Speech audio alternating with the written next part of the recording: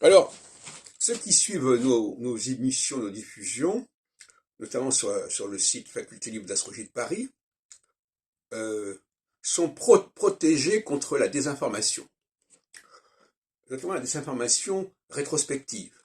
Yves Le Noc, par exemple, est passé maître dans la désinformation. Dans son livre L'astrologie, il, il y a des énormités, des contre-vérités absolues qu'il a fait passer. Bon.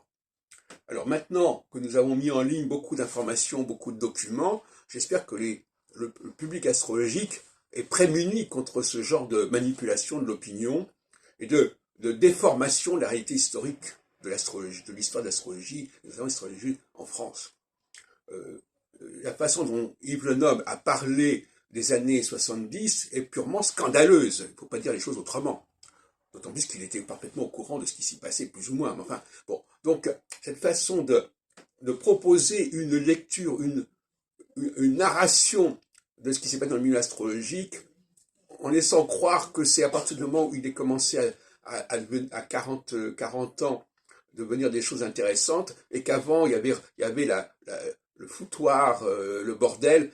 Je trouve ça d'un manque de respect absolu, et que je ne saurais qualifier plus cruellement et plus sévèrement. Hein. Euh, ce livre devrait être sorti de la circulation carrément. Donc, nous donnons des documents. Alors, je sais que, bien entendu, je ne sais pas qui lit ces documents.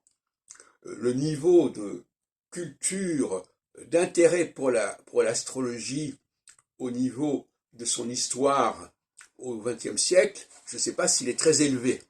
Bon. Donc quelqu'un peut comme ça prendre le pouvoir et décréter que voilà comment il veut que les gens voient les choses. Mais ça, je ne saurais le tolérer.